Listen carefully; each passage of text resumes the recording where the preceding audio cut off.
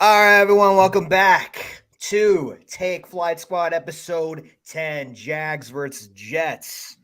Thursday night football. Woo! We got situation report. We got DKBX Jets. Gentlemen, how are we feeling tonight besides being tired? I mean, besides being tired, I'm feeling all right. I mean, still a little salty about how the game ended against Detroit, but it is what it is. You know what I'm saying? Ready for us to go ahead and do it to ourselves again tomorrow night. Let's go Amen, Jets. amen. Oh, this is my other partner, the NR Hour. Welcome to the pod. Appreciate you. Let's be honest, right? Thursday night football, right? Zach Wilson's back on. Our O line sucks. Let's start with you, Sitch. What are you thinking, man? What are you thinking? Not good, man. I don't feel good about this game tomorrow night. I'm not gonna lie to you. Amen. I think right now Trevor Lawrence is playing like the franchise quarterback we all wish we had gotten. You know what I'm saying? One game away from making it happen. Yeah. Right now, I think that Coach Peterson is the real deal. We've seen what he can do with talented quarterbacks and even not talented quarterbacks. And I think getting this team on track, because they have talent. They had talent last year. Urban Meyer was just a train wreck, but they had talent. Yeah. I see them going on this win streak right now, bro. And they went from freaking being a joke, a punchline, to in the playoff conversation. And the way right now we're playing in terms of the month of December, our O line is just not an O line. Zach Wilson. I think I keep telling people I don't blame him for this loss we took on Sunday. Me too. I will say I saw some improvement with that bit of a hiatus, but I think he needs a whole off season to really get some of those kinks worked out. So I'd rather have Mike White in there, but that's not the story. Mike White got folded in half like a taco playing against the Bills, and his ribs still need to heal. So I don't feel good about this game tomorrow night, man. And it's in prime time. And it's in prime time, right? So a lot of things in prime time, in a very long time. Yeah. And that's what I'm saying. So for me, I know the playoff hopes is still alive, but I've reserved my expectations to aiming for a winning record. Right. So I just look at these last three games, man, and every single game is a playoff game. The teams we're playing are also vying for the playoffs. So it's not like we're just playing somebody who's going to sit people or scrub teams who play for nothing, or maybe they're playing for the first overall pick. Every team we play for the remainder of the season, all three teams, it's a playoff game because they can't afford to lose. We can't afford to lose. And because of that, I don't feel good about tomorrow night. What do you think, Banks?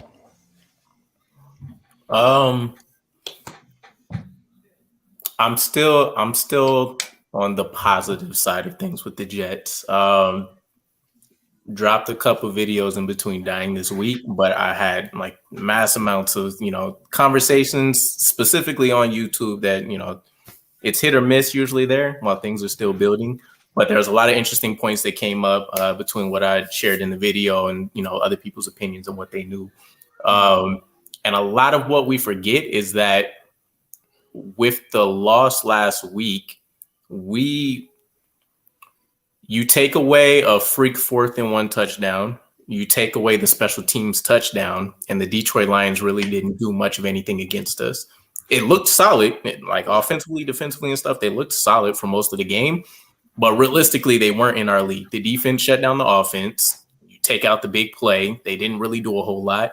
Special teams, it's kind of a war of attrition right now. And Robert Saleh said this before as well. Teams are having injuries that are piled up. The ones that are most consistent, the ones that can execute, those are the guys that are, finishing out these W's and set themselves up for better playoff situations. So in the same vein, Zach Wilson, I did see some positive steps. There were still a lot of things that seemed consistent since before he took the hiatus. Still a lot of back foot throwing. Still a lot less, but still a lot of him kind of dancing around in the pocket and not really being decisive. So that's whatever. But considering those things and the fact that you can argue the Detroit Lions defense as a whole is a little bit better than what the Jaguars may be bringing to the table, I I don't know. It's a toss. I still want to say I'm on the positive side, but it's a little bit of a toss up. I think the biggest thing for me is knowing how the defenses seem like they may cover us moving forward based on what the Detroit Lions did. It's going to be one of the easiest, simplest game plans: single high safety, man coverage more often than not, force Zach Wilson to beat us through the air. Or beat them through the air anyways. Am I confident in that happening? No. But if Zach Wilson can piece together a solid 2 or 3 quarters, then it looks great. We had, 7-8 explosive plays last week. Zach Wilson just couldn't do the mediocre-ish things. As Robert Saleh said, making the easy look easy. He's not really the best chain mover, things like that. So I don't think there's a need for us to worry.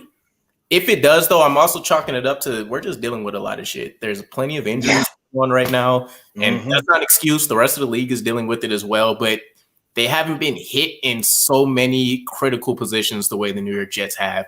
And you can make that argument against almost every team but 2, maybe 3. So I'm still on the up and up, but same thing. At this point, we achieved the 7 victories that a lot of us would have been excited about. I have no more qualms. If we lose the rest of these 3 games, it sucks, but there's so many building blocks and so many positive things that I can get excited about with this season. I'm not going to cry over spoiled milk. Okay. I guess for me, I'm looking at the injury report. I've been looking at it all day, and Jaguars got some big time guys that could potentially be out, but also some of them are out. You got Walker, the first round pick. He's out. One of their old linemen's out, Cam Robinson, and then you got the former Jet Foley. I can never know how to pronounce that name. Fatukasi. Thank you very much. And then you got your questionable guys. Trevor Lawrence dealing with a toe injury. Then you got you got Chad Muma dealing with a ankle injury as a linebacker, and then Brandon. I can never know how to pronounce his name. Sheriff. Brendan Scherf. There you go. It's Scherf. Thank you. Talking about the tackle? Yes, yeah. The tackle. Yeah. And then Jawan Taylor, he's another old lineman. And then you got the safety, Andrew Wingard. They are all questionable. But, I mean, you losing Foley, Cam, and Trevon Walker, and potentially maybe even losing Trevor Lawrence, that could be pretty big for them. But they are all buying into what Peterson is cooking. I mean, over the last 2 games, Trevor has continued to get better and better and better. And then you got on our side, we're getting thin, boys. We're getting thin. Brand Eccles is out. Denzel Mims is out. Jeff Smith is out. Mike White is out. Thank God Corey Davis is back. That's a great thing to have. But we got LaMarcus Joyner. Was he cleared from concussion? Yes. Yeah, Corey he Davis was. had a full practice today. Okay. Yes, sir. And then you got LaMarcus Joyner is questionable, and Bam Knight is questionable, and Quinnen Williams. Pause. Today was just a walkthrough, wasn't he? No, that was yesterday. Tuesday was the walkthrough. Today was the full practice. Okay. So if I remember correctly, Gino, you may know because you've been keeping tabs of the injury report. They said Quinnen Williams practiced fully or something like that, right? Yeah, but he's limited. Exactly. He was limited. Practice. So he's not. So for Wednesday, they listed him as a FP, and FP was a full participant. So he is full participant, but they're still, you never know with the Jets, right? On the day, he might be good, he might be not. But I expect him to play. But in Zonovan Knight, it was a full participant too, and LaMarcus Joyner, but you just never know with those guys. Parks played okay, right? He played okay on defense, and then you could tell we were missing Zonovan Knight. It's like you could put James Robinson have a revenge game against the Jags. I mean, that's there too, but Ty Johnson, you just never know what you're going to get. But then, with these, with the wide receivers, I just have a question about Berrios. Do you think he's kind of pulling a Zach Wilson, like it's just not there? Or do you think he's not getting enough touches?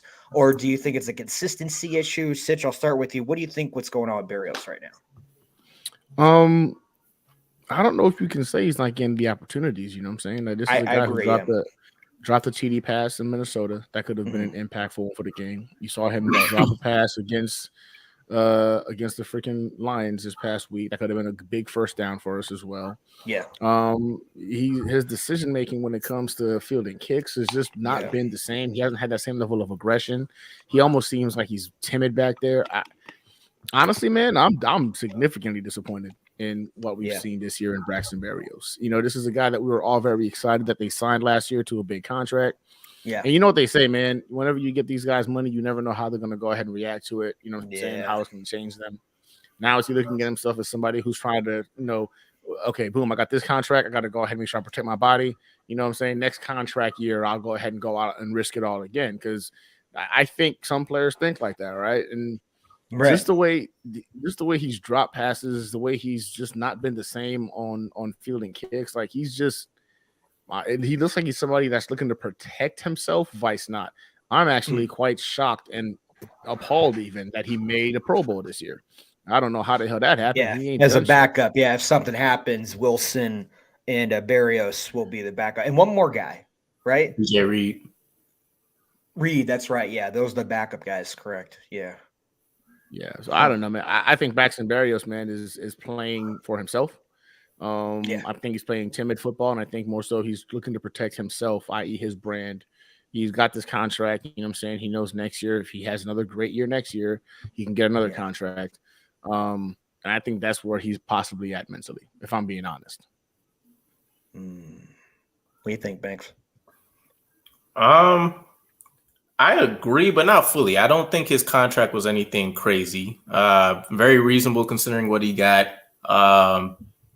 To be what we considered a significant part, understanding that he's on any given day somewhere between fourth, realistically, and fifth on the depth chart, at least in terms of being able to dress up for games. So I think when we signed him, and a lot of this was going to be conjecture based on what we did in the draft, and we ended up picking up Garrett Wilson. But a lot of it was he was either going to still be our primary slot receiver, at least probably for the first half of the season, or his role would diminish to kind of becoming the ultimate gadget guy, and then, of course, still being our return specialist. So I think realistically, we're not getting a return on the investment, but this is part of like the weird Zach Wilson effect. Braxton Berrios and Elijah Moore were his two chemistry guys. And those two guys together couldn't cross the road without one of them being clean, smooth off the mat. It's very weird. It's the biggest part that's kind of like pissed me off about the season is that a lot of people are going to, mention this whole chemistry thing, but Zach Wilson had his guys. He's had Elijah Moore. This is why we were all excited. He had that 6 or 5 game dominant stretch where he was essentially like top 7 in all the major categories. You automatically assume you're just going to build on that. You don't, there's no, hey, you're my best friend this day. And then suddenly, 2 days later, it's like, can't stand the guy's guts. And there's nothing that happened in between. Right. Yeah. So I put a lot of stock into those reports that have been creeping up that like Garrett Wilson, Elijah Moore, Denzel Mims, they had exceptions to Zach Wilson's earlier performances. And that's kind of been a trend. And nobody's really maybe addressed it or like spoken up until that post-game press conference from Garrett Wilson and kind of blasting it. I put a lot of stock into that right now because it is beyond me that Braxton Berrios and Zach Wilson don't seem on the same page. Zach Wilson, Elijah Moore don't seem on the same page. He's had a couple nice balls with Denzel Mims, but I mean, a broken clock is right twice a day. So I'm not really impressed by any of it. But to get back on the Braxton Berrios conversation, given his contract, given the way when Zach Wilson's been at the helms, things have fallen off the rails. Mike White's giving him some chances. And I don't want to what's the word I'm looking for? I don't want to scapegoat it as it being like a confidence issue. But to me, it's just clearly he hasn't taken advantage of the opportunities that have been given to him when he has had effective quarterback play. And that's kind of where I'm at with him. So I never expected him to really be an ongoing vital piece for us. If he ended up continuing staying on the roster, I figured it'd be mostly a kick returner anyways, and an emergency slot guy. But I'm not concerned. It is what it is. We know what the focal point of our offense is going to end up looking like next season. So regardless if we kept him or moved on, his performance this year wasn't really going to sway the needle for him a whole lot. I agree with both of you. And I've been saying this all year. Uzama is really good in the red zone. The Bengals used him in the red zone a lot last year, and they used Conklin with the Vikings as well. But Conklin has been kind of going down. I think Uzama's going up. I love the 2 touchdowns that Zach Wilson did. Even I could have, the red zone could have, just lofted that a little bit too. But overall, I'm happy that Uzama is getting more involved. I want to talk about the O-line. I know in the chat they've been talking about a little bit. The O-line. Yeah. I got to say that I've been saying this twice today. I don't even think the O-line deserves those presents today. No, I don't know. Zach I would have given them freaking blocking lessons or something. And you know what's really funny is Zach Wilson did it. Like, I just clapped. It was necessary. It was necessary. It was one of those things where they don't deserve it though. But it's one of those things where it could turn into something. Right? It could turn into something positive, right? Is that what you're saying? Nah, it's almost like a mandatory obligation because everybody gets the sense that he wasn't going to get benched if he didn't take the ownership comments. So now you kind of have to start from square zero with like getting back in good with the guys. And there's normally always some kind of gift giving, You're right. Right. Yeah. So what's the solution, guys? Offensive line. That was 50% of the reason why we lost. So what's the solution, Sitch? There isn't one, man. Real quick. So just like, what do you mean? There isn't one. Like, let's be honest here, bro. Like, our offensive line has, since we lost AVT, there seems to be no continuity in terms of them being able to process. And Mitchell too, both of them. Well, yeah, and Mitchell, right? But McGovern right now is our best offensive lineman. Yeah, our center. Like, and he's somebody that we all hated last year, or we thought was the weak link coming into this year. I know. And he's the best guy we have right now operating. Dwayne Brown has been lackluster, right? Mm-hmm. You've got George Fant, who I think he just forgot how to play offensive line, or last year was literally just a fluke, right? He is who he was before last year, just a swing tackle and just an average to below average. Freaking Tomlinson? What? Like, how do you... I thought this dude was one of the biggest freaking acquisitions we had in the offseason. I was so pumped. But now I'm thinking to myself, I guess being next to Trent Williams really helped you out, bro, because you're trash. You're not capable of doing anything in particular to contribute. He's just a guy that can go ahead and kind of feed off of the scrappings of a guy like, that's next to him. That's a Pro Bowler or an All-Pro. So, yeah, man, I don't think there's anything we can do with this offensive line, man. I think the biggest opportunity we have now to even see any kind of success is get the ball out of Zach's hands as fast as possible, or get those running backs out in space. You know what I'm saying? Get Bam out in space, Carter out in space. I don't trust our offensive line. I just don't. I think their priority number 1, priority number 2, and priority number 3 come the offseason, because it doesn't matter who we have at quarterback, man. Like, and what's crazy is I remember not too long ago we were looking at a stat that said Zach Wilson, when having at least 3 seconds to throw, had a quarterback rating or efficiency rating higher than that of Aaron Rodgers, right? I remember there was a stat line that came out about that, and then we've just seen, obviously that's gone to shit, but I think our offensive lineman, it's when we first came into the season, we all felt pretty good, right? We felt good about Tomlinson. We thought we were going to have Becton healthy. We thought we were going to have Fant healthy. You know what I'm saying? Max Mitchell, we knew was going to be a you know what I'm saying, like work in progress. We had AVT. It felt like it was going to be a strength for this year. And, the injury bug hit, and it quickly became a nightmare. Constant rotation of individuals that probably don't wind up starting on any other team. But for us right now, we need them. And yeah, man, it's been disappointing to say the least, but I don't think there is a solution. I don't think these guys are good. I don't think our offensive line is good. I think we've got a center and then a bunch of other guys trying to figure it out. And that's a very tough spot for us to have our quarterback, especially in a stretch right now where one loss that ends our season effectively. And yeah, watching that all 22 of this Detroit Lions game, it became evidently clear. I was like, shit, man, our offensive line is just going. And I get it. They stacked the box and put 8 in I get it. Yeah. But it was even the guys that they were blocking that were pushing them into the fucking pocket, bro. It wasn't like free runners were getting into the backfield. The ones that were literally engaged in blocks were just manhandling them back into the freaking pocket. Like it was.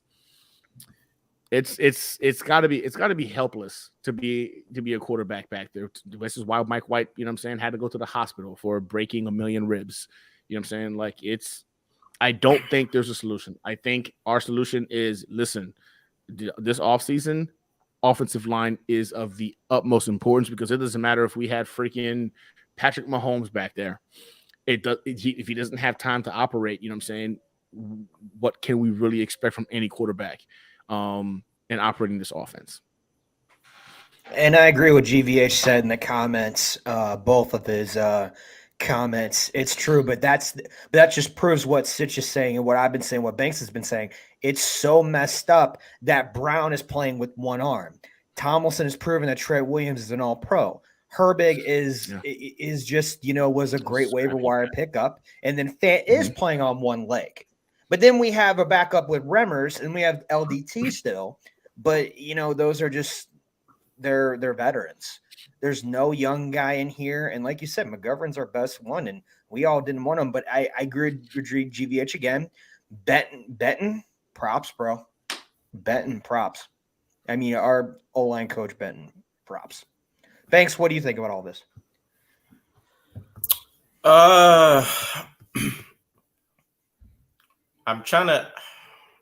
It's tough for me because obviously I don't want to keep using it as a crutch, but we've been hit drastically hard at the tackle spots. Now, guard, center, those are completely different conversations. Lake and Tomlinson, for at least 95% of the season, has been dog shit.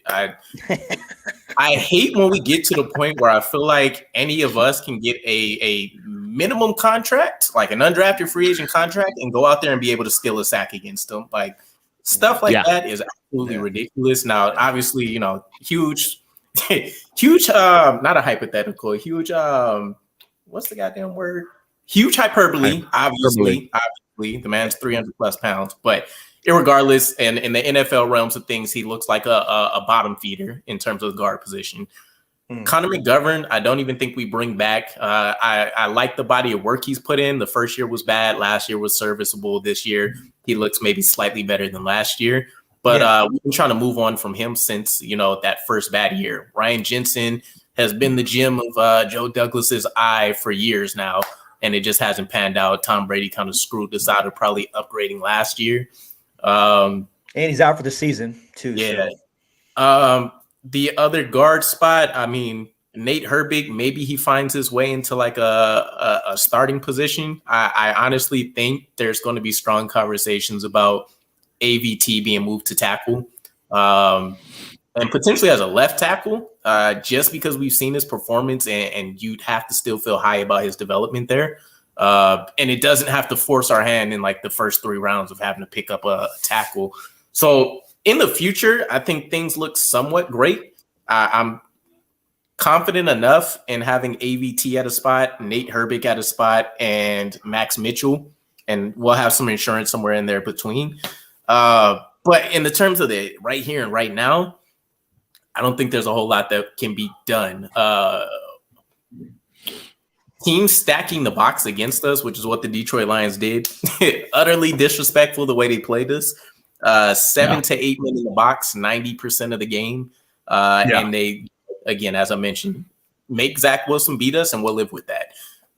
There's automatically going in, and I think the mental part of the game is always a huge piece. Going into it as a running back on the New York Jets, knowing that you're literally going to have to fight tooth and nail, not just the normal like NFL slogan stuff, but that you're literally going to have to hope that your line blocks correctly for you.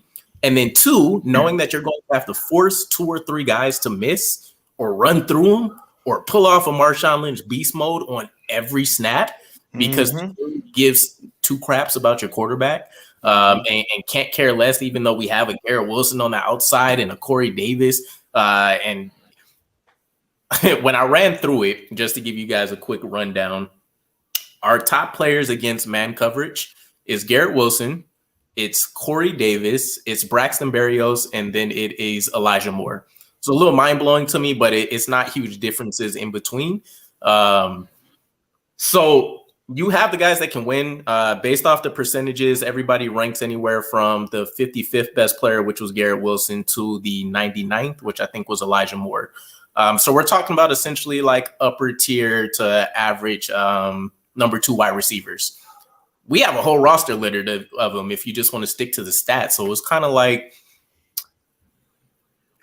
it doesn't get fixed until we prove that, you know, we can have some decent quarterback play for one, and until we force these teams to, you know, eat crow. And it kind of is what it is. I strongly feel what the Detroit Lions did is what we're going to see the next 3 weeks. So for people imagining that a run game is going to break out, and I loved Bam Knight, and you guys know I don't really get a chance to run the games, and I don't do the YouTube TV and all that kind of stuff. So when I was looking at the stats at the crib, yo, and I'm not a guy that gets like emotional and crazy hype and all that stuff, I was losing my shit because I'm like, why is one play like a 3-yard rush and then 4 more of them is a negative or a 0-yard run? And then when I finally got to check out the highlights and then some other people that got the full game and broke some things down, I'm like, oh, well, now this makes 100% sense. Bam Knight, regardless of fresh legs, and to be honest, it's a short sample size, but Bam Knight and Ty Johnson technically are our best running backs right now, if you just want to go with the yards by carry average. So it doesn't matter the fresh legs. To be honest, we could probably have 4 Hall of Famers in that backfield, and every single one of them are probably going to crank out the same type of performances. So I don't see anything being done. The best thing I can hope for is that we continue to see some positive momentum out of a guy like Nate Herbig. Max Mitchell, we know, has the blood clot stuff going on, so we won't see him again. But like, the part that upsets me the most is really that we don't have any guys that we're really cheering for right now in terms of guys that maybe can make an impact next year. Nate Herbig's the only one. Connor McGovern's probably walking out the door. George Fant's gone. Dwayne Brown, I expect to retire. Right. Tomlinson, I think it was Wild Wave. He was saying, can we get out of the contract? Like, I would be with Joe Douglas. Eat the contract right now. And, you know, it is what it is. You were set up, granted the tackle situation went to shit, but like, you were set up in the best situation any player and team, you know, marriage can ask for. You've been in the same scheme. Right. You have literally the same guys. You don't have a Trent Brown that's there, but you had Dwayne Brown and you would have had Mekhi Becton, and it's not like you're being left on an island. So you're literally out there getting ragdogged and manhandled. And it was crazy because I remember like maybe a month back seeing an article with him talking about he wants people on the other side of the line to fear him. And the shit went like smooth over my head. I'm like, what do you mean? If anything, bruh, I'm eating Fruit Loops on the sideline when I know I'm going back out on the field. Like, you're like Sanchez with a hot dog. Bruh. Yeah, Lakin Tomlinson's definitely eating glizzies in the middle of the season. Hey, dude, you know what he's doing? He's doing that Uber Eats stuff. He's doing Uber Eats. He's getting Uber Eats on the side. Getting it delivered to him on the sideline. I was watching Home Team last night, and they had one of the little offensive line dudes. He's like off in the middle of play, like ordering pizzas off to the side. Like, that's exactly 100% what this reminds me of. My man is not bought into what's happening right now. Oh my God. Well, okay, so this is so great. I'm gonna go special teams now. I don't think it was Zerline's fault for that kick. I think I think he was in a first off, Salah, I don't know what's up with him. I don't know what's up with the we had timeouts, his play calling, his managing of the clock. That was very frustrating, but I don't blame Zerline one bit, and I am a big Zerline hater. So I don't blame Zerline. And we can all agree that Q was missing. Wow, was he missing? A lot. Not only that, Joyner, I can't blame Saints, but I kind of miss Joyner just a little. I know Parks did a little bit, did a little bit better, I would say. You know, he played a little bit better, but you can tell with the guys that were missing, you know, that they were missing. But I want to talk about what you guys said about, I said about like what do you think Salah's doing so far with this? Like, this is not good. This is just not good. Sitch, talk to me. In regards to what? The time management or time management, timeouts, and then putting Zerline in that position. Yeah, I thought it was dumb, man. I actually sat back and I watched that. This is not the first time. This is not the first time this happened, too. I will also say that this year I felt better about it because, like, you saw some amazing time management against that Bills game. You saw it against the Cleveland game, against the Pittsburgh game, like amazing time management. Like, you were like, wow, pinpoint, flawless.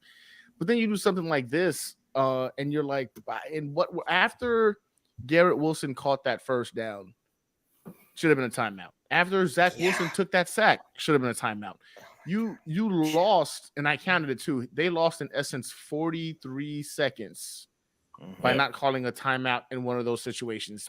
Imagine if Zach Wilson gets that freaking first down to Elijah Moore, and there's still 42 seconds left on the clock. It's a different game. Get outside. It's a different game. More doing. You're talking about Zach Wilson, who can't do the easy stuff looks hard, but the hard stuff looks easy. In my head, I'm like, there's a chance he could score a touchdown. This is it, buddy. Backyard football. We need to get into the end zone. Do what you like to do. He makes the hard stuff look easy, and that's all I can think of is Zach Wilson with 40 more seconds at that. He could potentially score because he makes those hard throws look easy. But man, that time management was just atrocious. I put this loss on the game on. People think I'm crazy. I put it on the defense falling asleep in the last 2 minutes of the game. Yeah, the fourth and inches, Coach right? Salah. This is the fourth and inches. Like the fourth and inches, man. Like everybody's like, oh, you can't blame them. They had an incredible game. Zach Wilson gave them the lead. I'm sorry. I wasn't expecting Zach Wilson to go out there and light it up. I don't think most people was. I don't think anybody thought, oh man, Zach Wilson's gonna go out there and then carry the team on his back. No, that game was the Detroit Lions offense versus the Jets defense. That was that game. Zach Wilson gave the defense the opportunity by running a touchdown drive, took the lead, and they blew it on 4th and inches. Like, even if they got the first down, I was confident they were not going to give up a touchdown in that drive. It wasn't going to happen. And they did. They did to some guy named Brock. I don't even know his last name. A 51-yard touchdown. And for those that are like, you can't blame the defense, I think you're out of your mind. Because if that means you expected Zach Wilson to go out there and throw for 400 yards, 4 touchdowns, 5 touchdowns, that must be what you must be thinking. Because I said if that dude gets 2 touchdowns and he doesn't throw the ball over more than he scores, I think it was a good day. And he did that. 316 yards, 2 touchdowns, 1 interceptions. And don't get it twisted. He missed some easy ones, 100%. He missed freaking Braxton Berrios on one that could have gone the distance. He missed Elijah Moore on one that could have gone the distance. But the thing of the matter is, we had the lead with 2 minutes to go. The game was in the defense's hands. They gave up a 51-yard touchdown pass to a nobody. Oh, and by the way, it's the second touchdown pass that Jared Goff has thrown outside all season. I'm sorry, man. You got the heat for that. And then I blame Coach Salah. I don't blame Greg the Leg for that 58-yard miss. Me neither. I mean, me neither. Come on, bro. Like, that is a difficult kick. People think like 60-yard field goals are like no, it's not. Like, imagine if they had the timeouts and got 10 more yards. I think he makes a 48-yarder. So for me, I blame it on the defense first, and then I blame it on Coach Salah. Then I blame it on the special teams because freaking Braden Mann is straight garbage. And then at the bottom of it all, I would say like, hey, Zach, you did miss a couple here and there. Then I would blame it on Zach. And it sounds messed up, but I wasn't expecting Zach to put us in a position to win. And he did that twice. Like, his only bad quarter really was the third quarter. He had a really good first half, God knows what third quarter, and he made big plays in the fourth quarter. So, like, I watched that tape, and I'm a guy telling you I think Mike White should be the starter. He gives us the best chance to win. There's no way I'm blaming Zach for that loss. There's just no way. Yeah, me neither. Yeah. Yeah, no, Coach Salah definitely frustrated me with his poor time management in that game. I do believe that played a bigger role in the loss than Zach Wilson's bad third quarter. Thanks. What you thinking? Yo, special teams is at the forefront for me. Brian Boyer can only do so much with a lot of rotation stuff going around. And I've been – obviously it's the punt unit, so it's not like I'm deeply involved in all of this. But I've been a fan of Braden Mann, but realistically this season, I don't know what's up. And it's not like he was a world-class guy last year, but I love the hits. I kind of love how he's involved with some of the things he does on special team coverage. But the man has been our downfall in the Patriots game and then this Lions game, which were two very, very pivotal moments for us. And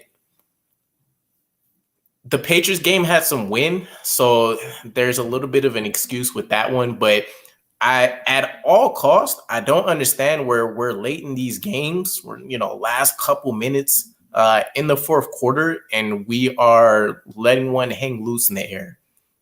And it's almost like the whole special teams unit is just staring at Justin Hardy and hoping on a prayer. Like, the man's obviously going to be double and triple teamed at these points, so somebody else has every to step single up. time. And overall, the special teams coverage is pretty solid, but I think there's burnout now, and this is just kind of feeding into the team losing a little bit of hope, even though they're fighting tooth and nail. But like, the special teams unit has been one of the most underrated parts of this entire season, trying to give us great field position, stopping a lot of these huge special team plays that are generally happening. And when they come up, it ends up being us completely shit in the bed, and we got to hear about Justin Hardy apologizing for being triple teamed and then cut blocked halfway down the field. Right. So we know it ain't you, Justin. We know it ain't you. We can see, bro. When he got his Pro Bowl bid today, I was super happy for the man. Me too. Well deserved. Yeah, same here. Saints are still mad. Saints are still mad. They got him. Can eat a bag of they should be. But they should be. And props to all the Pro Bowl players. All Pro Bowl Bears, props to all of them, man. I'm so hyped. Jets Nation, man, we're strong. I'm mad as hell that DJ Reed is an alternate.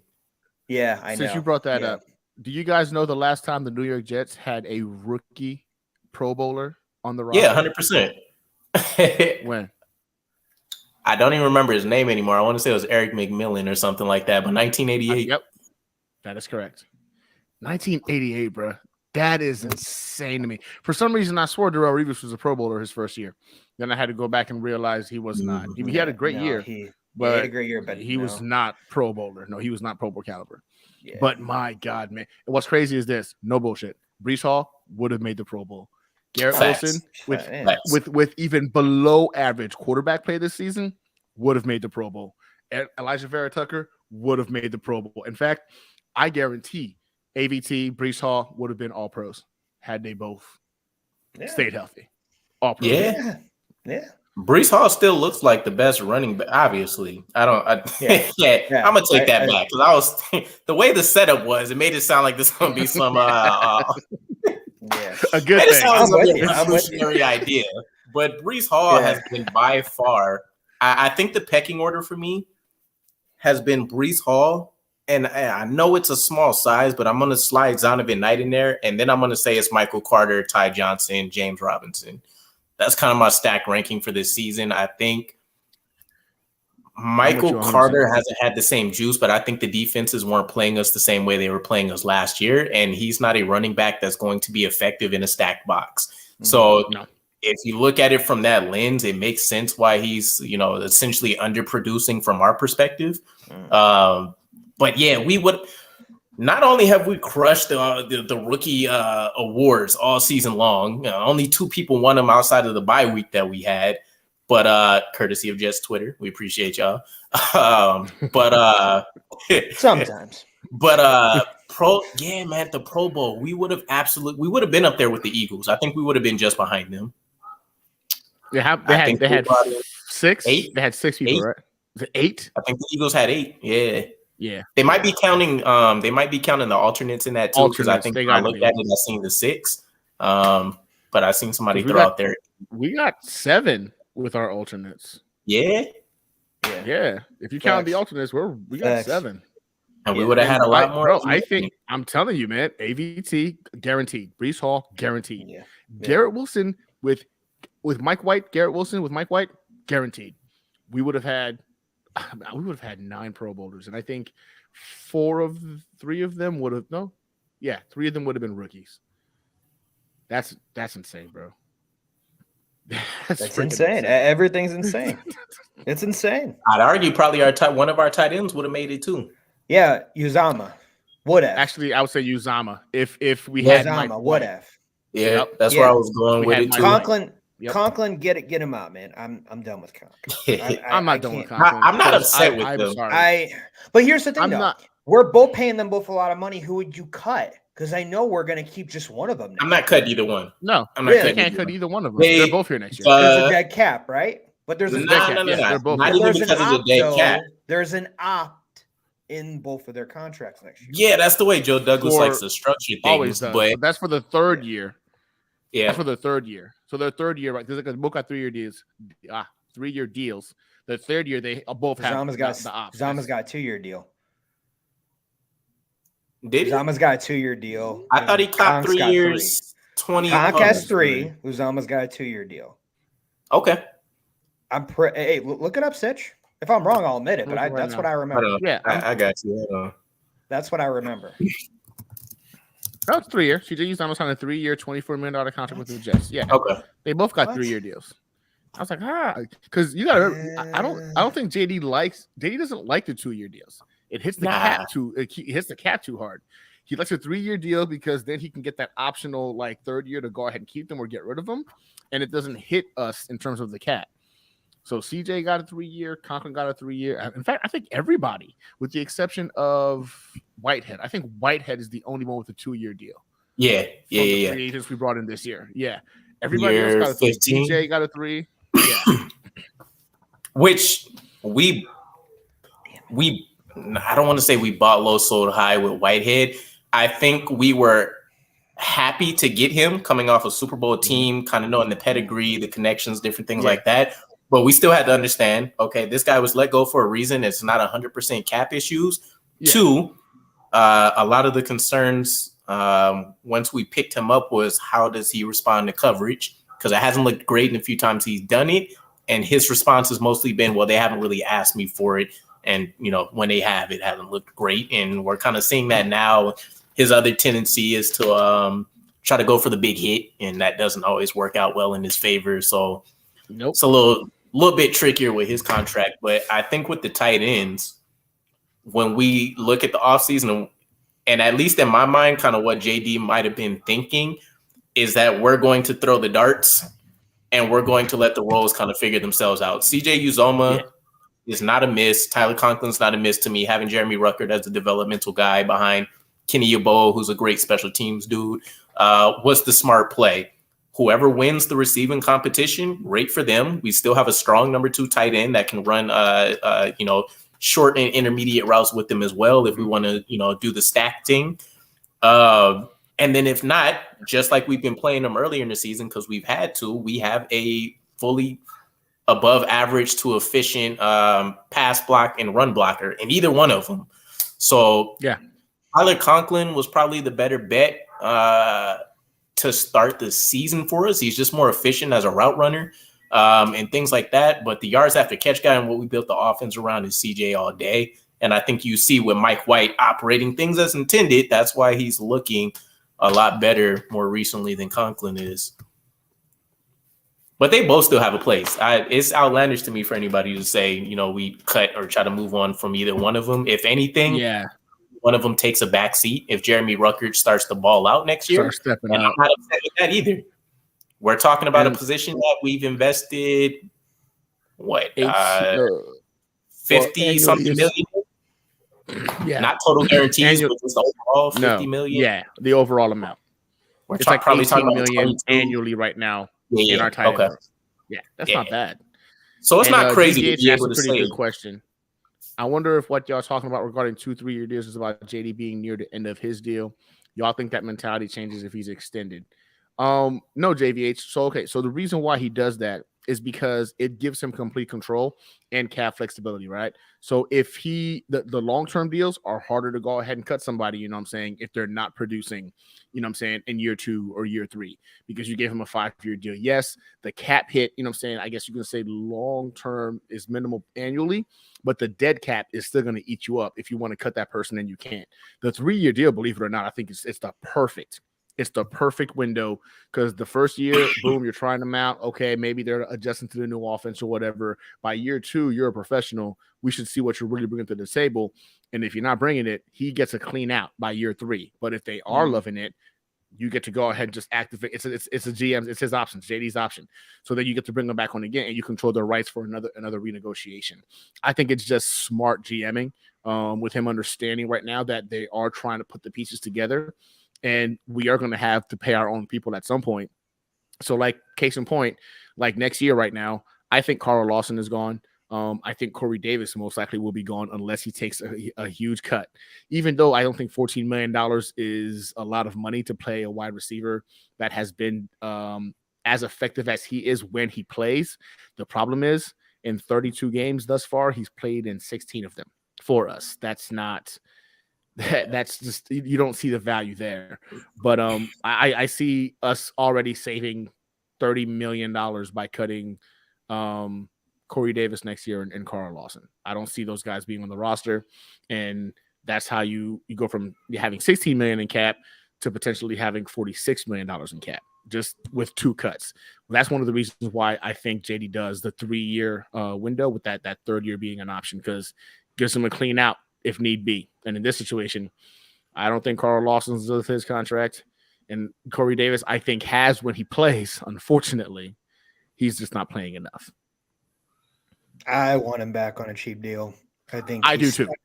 I think he's highly underrated. Second best wide receiver on team in my mind. I would bring him back if he would come back at a $10 million hit.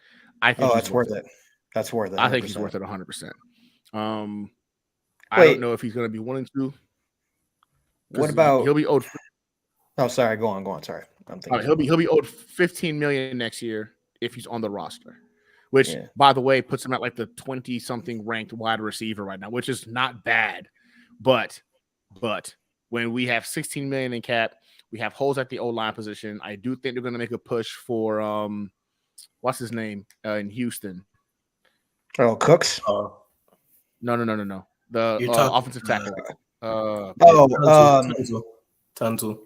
Yeah, Tunzel. Thank you. Yeah. Tunzel. I think they're going to make a move for Tunzel. I really do. I think that our tackles next year, if they can draw Tunzel over to the Jets, would include him. I think Dwayne Brown's retiring. People think I'm crazy when I say that. I don't think he's coming back next year. And because the only way we can afford to get rid of him is if he retires. If he doesn't retire, he's here because we're paying him too much money. The dead cap would be almost $9 million for him to not be here. So I think he's going to be here. Also, Abadu Zama, I got it mixed up. Barrios has a 2-year contract. Yeah, okay. Barrios a good contract. I thought it was switch. I thought Barrios got a 3-year, but I was wrong. Yeah. $7 million, 2-year. Okay. Yeah, somebody said we need to cut Barrios, but we can't because Barrios is going to be an $8 million dead cap hit if we do that next year. Yeah, exactly. Let's we'll move into the wrap-up thing, I guess. Predictions and keys to victory. I think GVH called that one out before. Okay. I guess for me, I don't see us winning. So I think the Jags are going to win 25-20. In my mind, like I said, Zach Wilson starting. The O-line just needs to get it together, and I just don't see it. I know Jaguars got their injuries. I know we got our injuries. I get that, but we've said that a long time, and they still beat us. So I'm going with the Jaguars on this one.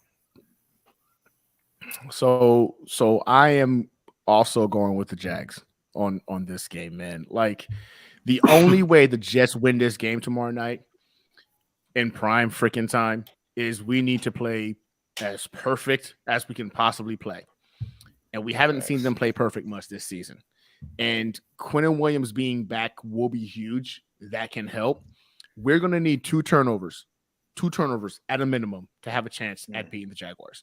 And that's not me just being, I think we need 2 turnovers.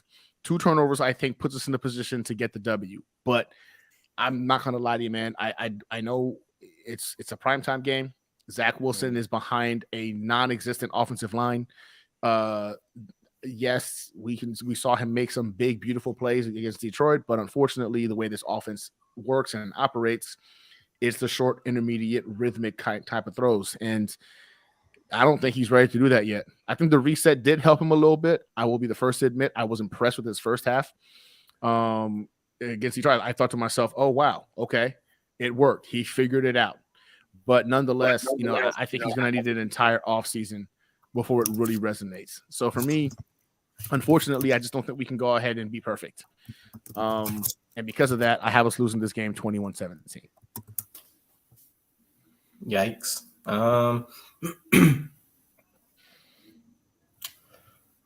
So we got 21-17, 25-20, both of them Jags winning. What do you think, Banks? You look like you're shocked at what we're saying. No. He just looks like he's shocked. The reasonings he's make like, a lot they of both? sense. Yeah, they both are killing. Hey, we have the, not been good on prime time. Look, the reasonings have made a time. lot of sense. I think the biggest thing for me has been, I want to say almost like coming to terms with what's happening offensively. Yeah, it's hard. But it's hard. when I take a look at it and kind of going off of what we mentioned about how defenses are going to play us, this opens up an alleyway for LaFleur to get creative the way that we've seen him get in the past, for one, to counteract the stacked defense. And two, if we get our way, and we've been asking for this for weeks, more slants. Like Zach Wilson doesn't have to hit them all. If he does, it's going to be an obliterated game for the Jaguars. If they play the way I think they will. But more slants. But I don't know where I want to lean with this one. I think it's going to be a close game. And I think it's going to be our offense that kind of propels us. I think we actually execute on a few more big plays that actually mean points as opposed to just getting chunk yardage, which is ultimately how Zach Wilson's going to have to play these next 3 weeks. If it's going to be man coverage, 8 people in a box, he's going to have some huge games with Garrett Wilson. He's going to have some huge ones with Elijah Moore. Those are pretty much going to be the 2 guys that are going to have to carry the team. Corey Davis, I'm not giving him the keys as I would normally, because coming off a concussion, those things can linger for a while. Mm-hmm. We're going to be missing Denzel Mims. We're not going to really be able to execute in the run game. So I think Zach Wilson might be able to pull off some arm magic here. And I think we might see some tricks out of Mike LaFleur, some Philly special stuff, maybe something like that again. I don't know. But I'm fully relying on, God's whim right now. I think it's probably something crazy like a 2-point differential if we win, like 14-12 or something crazy. But yeah, my heart tells me the Jaguars are going to win, or at least my brain does. Mm-hmm. The heart is saying that the Jets have to do this. Every game's been a playoff game for us since we lost the Patriots won. So we lost the Patriots game. Yep. Yeah, I've kind of been relying on that to be like, this will turn the team around and stuff, but we've also seen some uncharacteristic play from the defense. So it is what it is. I don't know. I'm not even, man, it's almost like that was bound to happen. CJ Mosley, we know what he is. The man's a great leader. He's great at racking up tackles. He can make some wild plays in terms of hits, but he's not going to force turnovers anymore, really. And he's going to be susceptible in the pass game. So it is what it is. I think that's where I'm going to stick with it. 14-12, Jets win. Okay. That's Hawkeye Digger says we win 14-10 on 2 punt return touchdowns. Bruh, I will put in a ticket on that right now, and I'm pretty sure the return would be like your mortgage. Your mortgage. Yeah, your mortgage. And hey, that's fair. I mean, let's just not embarrass ourselves on Thursday Night Football, because I love. And Thursday for the Night record, football. Me and Gino are praying that we are wrong. I oh my God, just assume like, oh, you guys are against it. No. I am hoping that I eat. Hey, we've been pretty positive. We've been pretty positive all year. Very positive. I have been. I think we should have won every single game if we had this type of team healthy with Mike White in the beginning of the year. Yes. We could have won almost every game. We had that team that was healthy. I'm a strong believer if Breece Hall and AVT stay healthy, we'd be leading the Yes. AFC East. I am a strong believer that if I both of agree. those guys alone were healthy, right now it's us I leading the agree. AFC East. We've been in every single game losing our two best offensive players. Think about that for a second. Amen. Our two best offensive players got hurt, but we've been in every single game ever since. So, yeah, man. But in this situation, man, and it's a Thursday night game. God. I love Thursday night football. Oh, I love Thursday night football. Not when we're playing, but I do love Thursday night football. God, it's like flashbacks to the Colts last year. Yeah, the PTSD just sets in, man. It's hard. It's just so hard to get it out of my body. I love it. Well, guys, that is the Take Flight Squad episode 10. You guys have a great holidays and Merry Christmas, Happy Hanukkah, whatever you believe. This is the Take Flight Squad situation report. DKBX Jets, Italy Jet. Keep supporting us. We love you. We love you, Jets Nation. Let's get this dub tomorrow night, hopefully. And we're out. Good night, everybody. Merry Christmas.